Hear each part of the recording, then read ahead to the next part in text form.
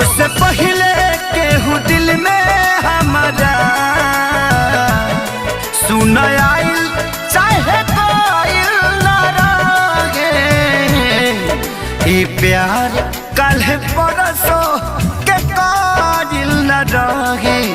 भुला गइलू ऐसे जैसे भाजिल न रहे। ई प्यार कल परसों के काजिल न रहे।